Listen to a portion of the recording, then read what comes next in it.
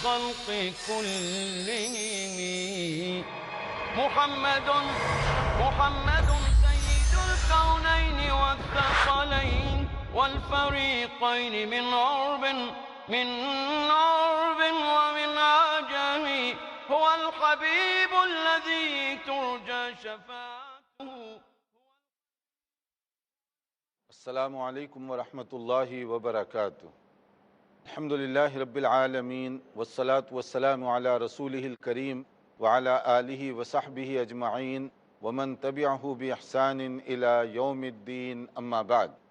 محترم بھائیوں اور بہنوں، حدیث کی مشہور کتاب بلوغ المرام کا یہ ترتیب سے سلسلہ چل رہا ہے. اس میں روزمرہ پیش آنے والے بہت سارے کام کاج اور بہت سی چیزوں کے بارے میں احادیث جمع کر دی گئی ہیں تاکہ آسانی کے ساتھ ہر بھائی اور بہن سنت رسول صلی اللہ علیہ وسلم کے مطابق زندگی گزار سکے. اگر اس ایک کتاب کو سمجھ لیں تو ہم سنت کے مطابق یومیہ جو زندگی ہے وہ بڑی حد تک گزار سکتے ہیں.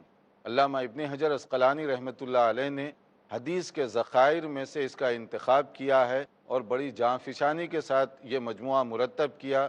اس کی اہمیت کا اندازہ اس بات سے لگائیے کہ بہت سے دینی مدارس میں یہ داخل نصاب ہے، اور اسی طرح سے بہت سارے لوگ اس پر خصوصی طور پر توجہ بھی دیتے ہیں. اس کے بارے میں شرحیں لکھی گئی ہیں اور اس کی بہت زیادہ تفصیلات بھی لکھی گئی ہیں.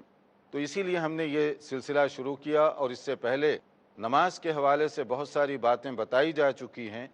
اب نماز کے اوقات بھی ذکر کر دیے گئے، لیکن اسی کا ایک اور حصہ کہ کچھ ایسے اوقات ہیں جن میں نماز پڑھنے سے ہمیں منع کر دیا گیا. لیکن اس کو شروع کرنے سے پہلے ہم چاہیں گے کہ پچھلے لیکچر میں جو نماز کے اوقات کا ذکر کیا گیا تھا اس کا ایک بار پھر اعادہ ہو جائے. کوئی بھائی اس کا اعادہ کر دے تاکہ ہم اس کی روشنی میں آگے بڑھ سکیں. جی آپ. فجر کی نماز کا وقت صبح صادق سے شروع ہوتا ہے. ظہر کی نماز کا وقت سورج کے زوال کے بعد شروع ہوتا ہے. عصر کی نماز کا وقت جب سایہ مساوی سے بڑھ جاتا ہے تو عصر کی نماز کا وقت شروع ہوتا ہے.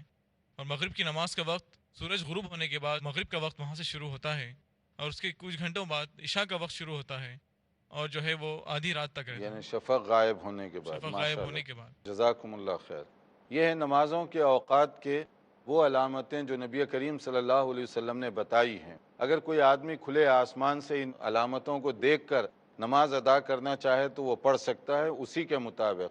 لیکن اگر کوئی آدمی ٹائم ٹیبل کو فالو کرنا چاہے جو آج کل مساجد میں محکمہ اوقاف کی طرف سے اور کچھ لوگ آبزرویٹری ڈپارٹمنٹ وغیرہ کی مدد سے تیار کرتے ہیں، اور آج کل تو بعض جگہوں پر گھڑی بھی بن گئی العصر کہ اس کے اندر خود جو ہے ایسا وہ سسٹم فکس کر دیا گیا ہے کہ ہر نماز کے ساتھ اس کے اندر اشارہ آ جاتا ہے. تو کوئی بھی طریقہ جس سے یہ معلوم ہو کہ نماز کا وقت ہو چکا ہے اس کو اپنا کر آپ پڑھ سکتے ہیں. آج کل یہ بہت ہی زیادہ آسان بنا دیا گیا. اب اس میں کچھ ایسے اوقات ہیں جس میں نماز پڑھنے سے منع کیا گیا. جیسے یہ ایک مشہور حدیث ہے حضرت عقبہ بن عامر رضی اللہ عنہ سے. انہوں نے کہا 3 ساعات کان رسول اللہ صلی اللہ علیہ وسلم ینہانا ان نصلی فیہن وان نقبر فیہن موتانا، کہ 3 ایسے اوقات ہیں جن میں نبی کریم صلی اللہ علیہ وسلم نماز پڑھنے اور موتا کی تدفین سے منع فرمایا کرتے تھے. تو نماز پڑھنے سے ان اوقات میں جن میں منع کیا گیا وہ کون ہیں؟ نمبر 1، حین تطلع الشمس بازغۃ حتی ترتفع، جب عین سورج نکلنے کا وقت ہو تو اس وقت نماز نہیں پڑھنی چاہیے جب تک کہ اچھی طرح نکل نہ جائے.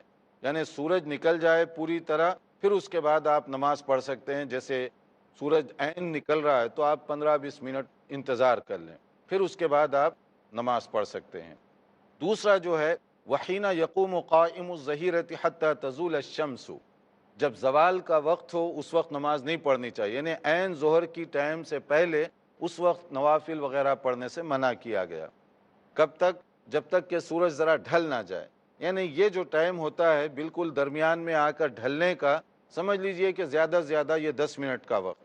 اگر اتنی دیر تک اگر آدمی صبر کر لے تو وہ زیادہ بہتر ہے. ایکچولی وہ 10 منٹ سے بھی کم ہوگا، لیکن احتیاطاً اگر وہ انتظار کر لے تو وہ زیادہ اس کے لیے بہتر ہے. پھر اس کے بعد وحین تتزیف الشمس للغروب، اور تیسری جو چیز ہے یعنی سورج کے غروب ہوتے وقت عین بالکل اثر کے بعد سورج غروب ہونے کا جب ٹائم شروع ہو رہا ہے اس وقت آپ جا کر وہ پڑھنا چاہیں تو یہ تینوں اوقات ہیں جن سے منع کیا گیا. یعنی فجر کے بعد سورج نکلنے تک نماز نہ پڑھیے، پھر زوال آفتاب سے ذرا سا پہلے نہ پڑھیے، پھر عصر کے بعد سے لے کر مغرب تک یعنی غروب آفتاب تک نماز نہ پڑھیے. لیکن یہ جو حکم ہے اس سے کعبۃ اللہ کو استثناء حاصل ہے. جیسے نبی کریم صلی اللہ علیہ وسلم نے فرمایا یا بنی عبد مناف لا تمنعوا احدا طاف بهذا البيت وصلى ایۃ ساعۃ شاء من لیل او نہار. یہ بھی جو حدیث بہت ہی مشہور ہے، ابو داؤد ترمذی وغیرہ کی یہ روایت ہے کہ نبی کریم صلی اللہ علیہ وسلم نے عبد مناف کو خاص طور پر یعنی یہ وہ نگرانی وغیرہ جو کرتے تھے خاص طور پر ان سے کہا کہ کعبۃ اللہ میں جو طواف وغیرہ کرنے کے لیے آئے اس کو کسی بھی مرحلے پہ روکنا جائز نہیں ہے. دن میں کوئی بھی گھنٹہ ہو، رات میں ہو، کبھی بھی ہو، وہ آئے گا طواف کرے گا، یہ ہمیشہ اوپن ہونا چاہیے. اسی طرح طواف کے بعد وہ 2 رکعت پڑھے گا، ہمیشہ اس کی گنجائش ہونی چاہیے. اسی طرح سے بعض محدثین اور بعض علماء نے اس سے یہ بھی استنباط کیا ہے کہ اگر وہاں پر کوئی نوافل وغیرہ پڑھنا چاہے کعبۃ اللہ مسجد حرام وغیرہ میں تو اس کے لیے بھی یہ پابندیاں نہیں ہوگی، اس کے لیے بھی وہاں اس کی گنجائش ہوگی. بعض علماء کا خیال ہے کہ نوافل میں احتیاط کریں آپ، فجر کے بعد سے لے کر سورج نکلنے تک، عصر کے بعد سے لے کر مغرب تک وہاں بھی احتیاط کریں. لیکن وہاں جو طواف کر رہے ہیں طواف کے بعد جو 2 رکعت ہے اس میں کوئی ٹائم کی پابندی نہیں ہے. جنرل نفل اس میں پابندی ہے جیسے عام جگہوں پر ہے، لیکن طواف کے بعد کی 2 رکعت جو ہیں اس میں کوئی پابندی نہیں ہے، جب چاہے آپ وہاں پر پڑھ سکتے ہیں. فجر کے بعد پڑھیں، عصر کے بعد پڑھیں، یا جب بھی آپ کو موقع ملا پڑھ سکتے ہیں. یہ دونوں قسم کی باتیں اس سلسلے میں کی جا رہی ہیں. یہ ہے کچھ اوقات کے بارے میں. اب اس کے بعد میں دیکھیے نبی کریم صلی اللہ علیہ وسلم نے جو فجر کے بعد نماز سے منع کیا اس میں ایک کی گنجائش بہرحال ہے، وہ ہے اگر کسی کی سنت رہ گئی، سنت پہلے پڑھیں گے بعد میں فرض پڑھیں گے فجر میں، لیکن کسی کی سنت رہ گئی، وہ مسجد میں گیا جماعت ہو رہی ہے تو کیا کرے گا؟ وہ پہلے جماعت میں شامل ہوگا. سنت پڑھتے ہوئے کنارے جیسے ٹھہرتے ہیں وہ صحیح طریقہ نہیں ہے. صحیح سنت کے مطابق طریقہ یہ ہے کہ جب آپ مسجد میں داخل ہوں فرض نماز ٹھہر گئی کوئی نماز نہیں پڑھ سکتے، جماعت کے ساتھ شامل ہو جائیے. اور چونکہ سنت رہ گئی ہے تو فرض ختم ہوتے ہی وہیں پر پڑھ سکتے ہیں، اس کی اجازت. جنرل نفل سے منع کیا گیا لیکن چھوٹی ہوئی سنت اس وقت آپ پڑھ سکتے ہیں. جیسے حدیث میں کہا گیا ان ابن عمر رضی اللہ عنہما ان رسول اللہ صلی اللہ علیہ وسلم قال لا صلاة بعد الفجر الا سجدتین، کہ رسول اکرم صلی اللہ علیہ وسلم نے ارشاد فرمایا کہ صبح کی نماز کے بعد سوائے 2 سجدوں کے اور کسی کی اجازت نہیں ہے. یعنی اس سے مراد عموماً وہ جو سنت رہ گئی ہے اسی کو مراد لیا گیا ہے. جیسے کہ ایک اور حدیث میں اس کی مزید وضاحت کی گئی لا صلاة بعد طلوع الفجر الا رکعتي الفجر، یعنی یہ جو سنت رہ گئی تھی اس کو آپ پڑھ سکتے ہیں. اور اسی طرح عصر کی نماز کے بعد صرف ایک نماز عموماً نوافل کی اجازت نہیں ہے، مگر کوئی آپ کی فرض نماز رہ گئی، مثلا مان لیجئے کہ آپ کام میں مصروف تھے، آپ کو یاد نہیں رہا ظہر کی نماز نہیں پڑھے، عصر کا وقت ہوا عصر کی نماز آپ پڑھ لیے.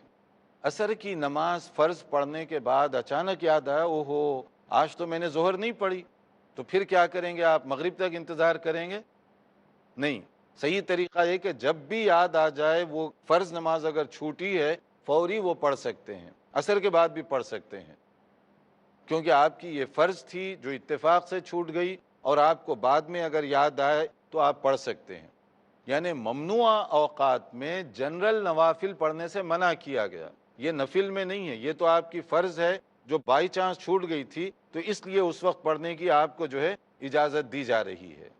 تو یہاں تک تو یہ مسئلہ ہوا کہ کس وقت آپ نماز پڑھیں گے، نوافل کب پڑھیں گے، کس جگہ پڑھیں گے، کیا کیا اس کی شرائط ہیں.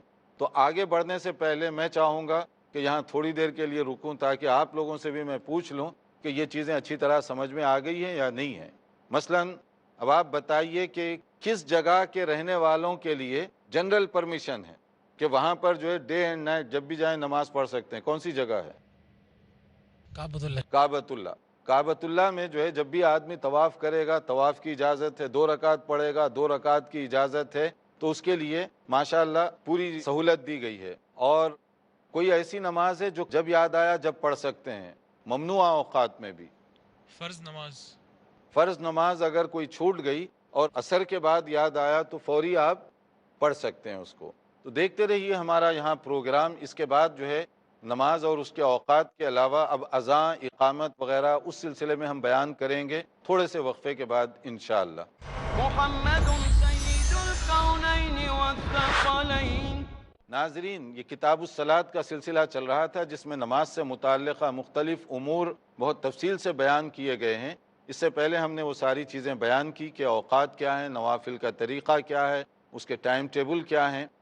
اب اذان اور اقامت کے سلسلے میں، کیونکہ اذان بھی بہت ہی اہم چیز ہے، مسنون ہے، بلکہ شعائر اسلام میں داخل ہے، تو اذان کیسے دی جائے، اس کا بیک گراؤنڈ کیا ہے، اقامت کیسے ہو، اس کا بیک گراؤنڈ کیا ہے۔ تو ایک حدیث جو بہت ہی مشہور حدیث ہے، جو ابو داؤد اور ترمذی وغیرہ میں بہت صحیح سند کے ساتھ وارد ہوئی ہے، اس کا ایک ہسٹوریکل بیک گراؤنڈ بتایا گیا کہ نبی کریم صلی اللہ علیہ وسلم صحابہ کرام کے ساتھ مشورہ فرما رہے تھے کہ لوگوں کو جماعت کے لیے، کانگریگیشن جمع کرنے کا طریقہ کار کیا ہونا چاہیے۔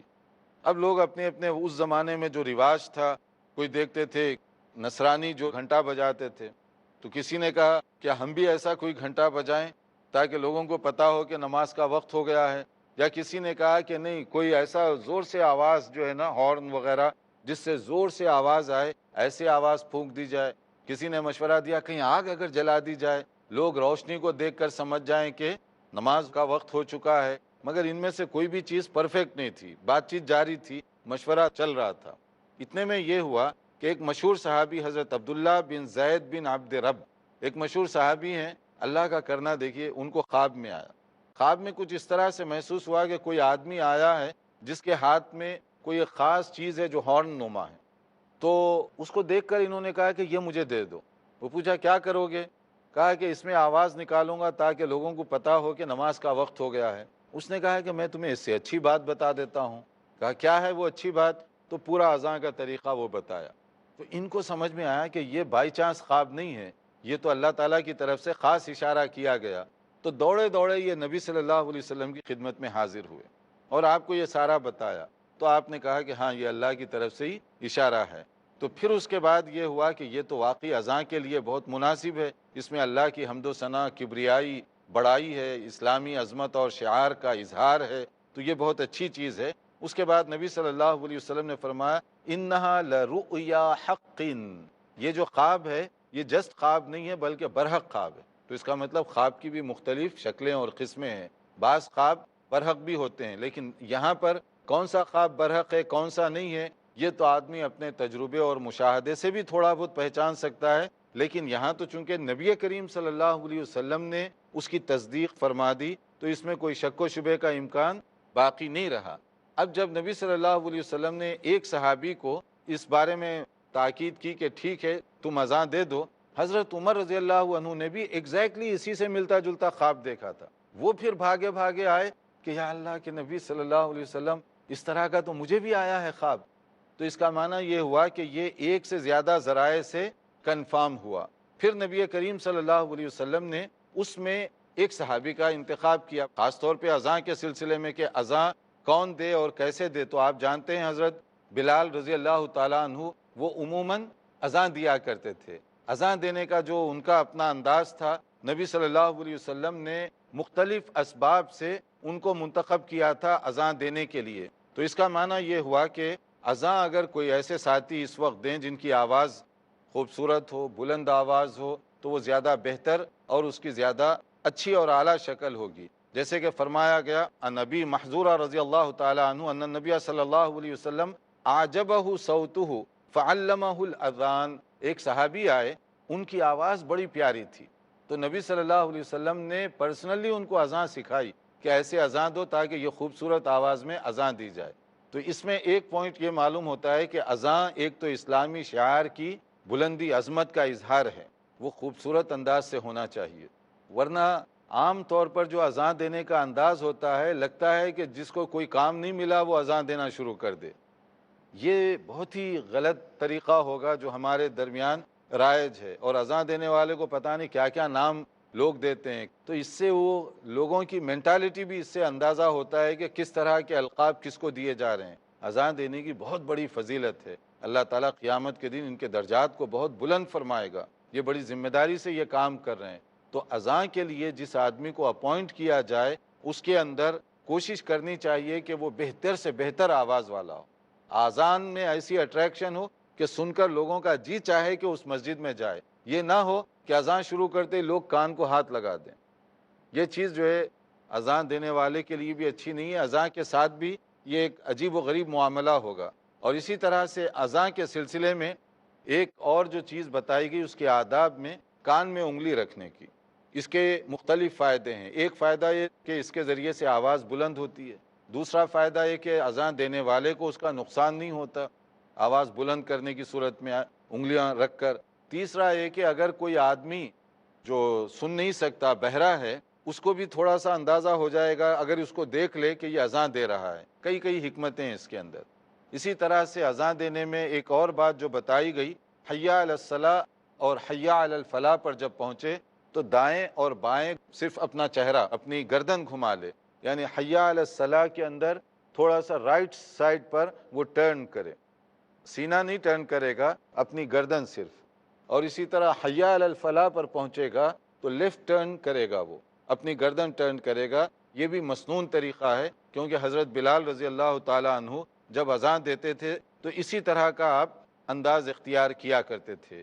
اور اقامت، اس کے لیے جو الفاظ اس کے اندر استعمال کیے گئے اس کے اندر بھی ہمیں دیکھنے کی ضرورت ہے کہ اس میں عام طور پر کون سے الفاظ ہیں اور کس طریقے سے اذان اور اقامت جو ہے نا نبی کریم صلی اللہ علیہ وسلم کے زمانے میں رائج تھی، کیونکہ میرا خیال ہے کہ یہ اکثر و بیشتر اصحاب سنتے رہتے ہیں اذان کے الفاظ، اقامت کے الفاظ، اس کو دہرانے کی اتنی ضرورت نہیں، مگر اس میں ایک اصول یہ رکھیں یاد جو کہ اس میں بتایا جا رہا ہے، صحیح مسلم کی حدیث ہے اور بھی حدیث کی مختلف کتابوں میں یہ درج ہے، ان انس رضی اللہ تعالی عنہ قال، کہ حضرت انس رضی اللہ عنہ یہ بیان فرماتے ہیں، امر بلال ان یشفع الاذان ویوتر الاقامہ الا الاقامہ، حضرت بلال رضی اللہ عنہ کو خاص طور پر حکم دیا گیا اذان جب دو تو وہ ڈبل یعنی ہر کلمہ اللہ اکبر پھر اللہ اکبر، اشہد ان لا الہ الا اللہ 2 بار، اشہد ان محمد رسول اللہ 2 بار، اسی طرح سے۔ اور اقامت اکھیری سنگل کہ ایک مرتبہ اللہ اکبر، اشہد ان لا الہ الا اللہ، اشہد ان محمد رسول اللہ، سوائے قد قامت الصلاۃ کے، قد قامت الصلاۃ یہ 2 مرتبہ ذکر کیا جائے گا۔ یہ ہے اذان کا وہ طریقہ جو عموماً نبی کریم صلی اللہ علیہ وسلم کے زمانے میں رائج تھا اور عموماً صحابہ کرام دیا کرتے تھے۔ اور اس کا جواب کیا دینا چاہیے اس میں بھی یہ بتایا گیا کہ اذا سمعتم النداء فقولوا مثل ما یقول المؤذن، کہ تم جب اذان سنو تو جیسے مؤذن کہہ رہا ہے وہی کہو، سوائے آگے جیسے کہا گیا کہ حی علی الصلاۃ اور حی علی الفلاح پر جب وہ پہنچتا ہے تو وہ تم نہ دہراؤ، باقی سب کلمات ویسے ہی پڑھو۔ حی علی الصلاۃ اور حی علی الفلاح پر جب وہ پہنچے تو تمہیں کیا کہنا چاہیے؟ لا حول ولا قوت الا باللہ، جیسے حدیث میں بتایا گیا۔ پھر اس کے بعد اذان سننے کے بعد جو لوگ ہیں ان کے لیے اذان کی دعا ہے، تو ظاہر ہے کہ میں سمجھتا ہوں کہ سبھی لوگوں کو اذان کی دعا یاد ہوگی۔ تو یہ ہے اذان کے سلسلے میں مختصر سی چیز، اگر کوئی آپ کا سوال ہو تو پہلے اس کو کر لیجئے تاکہ ہم آگے کا پروگرام جاری رکھ سکیں۔ جی آپ پوچھنا چاہتے ہیں؟ شیخ جیسے کہ آپ نے بتایا کہ رسول اللہ صلی اللہ علیہ وسلم کی حدیث ہے کہ فرض نماز کے ہوتے ہوئے دوسری اور کوئی نماز نہیں ہوتی، جی اگر ہم فجر کی 2 رکعت سنت پڑھ رہے ہوں اور اس وقت اگر فجر کی جماعت کھڑی ہو جائے تو کیا ہمیں وہ سنت کمپلیٹ کر لینا چاہیے یا اسے توڑ کر ہم فرض میں شامل ہو جائیں؟ اگر دیکھیے آپ مسجد میں سنت پڑھ رہے ہیں یا گھر میں سنت پڑھ رہے ہیں اور فجر کی نماز ٹھہر گئی تو آپ کو چاہیے کہ وہ سنت کو وہاں توڑ دیں، پھر جا کر فرض میں شامل ہو جائیں، بعد میں پوری سنت پڑھیں۔ جی اور کوئی بات؟ جی آپ اگر ہم سمجھو مکروہ اوقات میں اگر ہم اٹھتے ہیں، تھوڑا لیٹ اٹھتے ہیں، تو کیا فجر کی نماز ادا کی جا سکتی، فرض نماز؟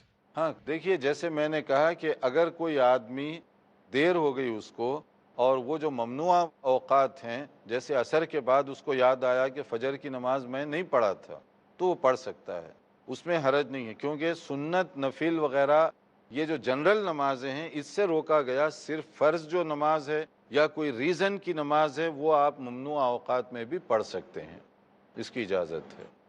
جی شیخ اکثر مساجد میں ہم دیکھتے ہیں کہ ابھی جیسے ہم نے اذان اور اقامت کا طریقہ دیکھا ہے، جی جی لیکن اکثر مساجد میں اقامت بھی بالکل اذان ہی کی طرح اتنے ہی کلمات کی جاتی ہے اقامت، تو کیا وہ درست ہے؟ دیکھیے، زیادہ ہم لوگ یہاں پر گفتگو کر رہے ہیں زیادہ بہتر، افضل اور اعلیٰ جو طریقہ ہے۔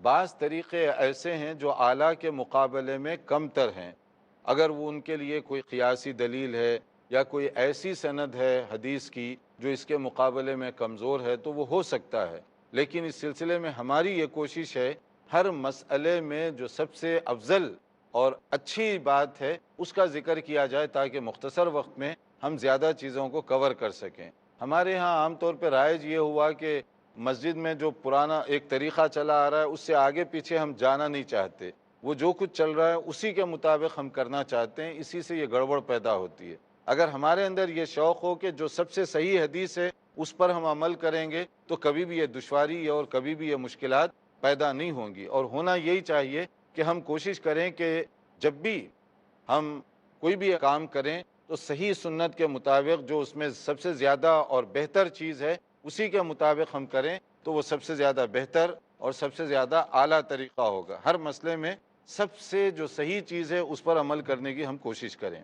اب اس کے بعد دیکھیے کہ جیسے میں نے کہا کہ یہ جو دعا ہے، دعا عام طور پر تو عموماً آپ لوگوں کو سب کو معلوم ہوگی، لیکن حدیث کے جو الفاظ ہیں اس کو بھی ذہن میں رکھیے انشاءاللہ تعالیٰ۔ تو اس میں جو الفاظ بتائے گئے، قال رسول اللہ صلی اللہ علیہ وسلم من قال حین یسمع النداء، جو اذان سننے کے بعد یہ الفاظ کہے، یہ حدیث کے الفاظ ہیں، اللہم رب هذه الدعوة التامة والصلاة القائمة آت محمدا الوسیلہ والفضیلہ وابعثه مقاما محمودا الذی وعدتہ، یہ ہے اصل۔ اس کے بعد ایک اور اس میں اشہد ان لا الہ الا اللہ جو جنرل دعا ہے، ورنہ اصل اذان کے بعد کی دعا اتنی ہی ہے۔ اب اس میں بہت سارے لوگ اپنی طرف سے کچھ جملے لگا لیے، اپنی طرف سے کچھ، دعا کے طور پہ تو وہ اچھے ہیں مگر عبادت میں اپنی طرف سے کوئی جملے اضافہ نہ کیے جائیں تو وہ زیادہ بہتر، مناسب اور صحیح طریقہ ہوگا۔ اسی طرح سے دعا سے پہلے اگر آدمی درود پڑھ لے، اور ایک اور حدیث میں جیسے آتا ہے رضیت باللہ ربا وبالاسلام دینا وبمحمد نبی و رسولہ، تو یہ بھی اس کے لیے زیادہ بہتر شکل ہوگی۔ اس کے بعد یہاں ہمارا وقت پورا ہو رہا ہے، اور بھی باتیں بہت ساری باقی ہیں، دیکھتے رہیے ہمارا پروگرام۔ بقیہ چیزوں کے لیے انتظار کیجیے اگلے لیکچر کا، انشاءاللہ نئی معلومات کے ساتھ اگلے لیکچر میں حاضر ہوں گے۔ والسلام علیکم ورحمۃ اللہ وبرکاتہ۔ مولاي صل وسلم دائما أبدا على حبيبك خير الخلق كلهم محمد سيد الكونين والثقلين والفريقين من عرب ومن عجم، هو الحبيب الذي ترجى شفاعته، هو الحبيب الذي ترجى شفاعته، لكل هول من الأهوال مقتحم. مولاي صل وسلم دائما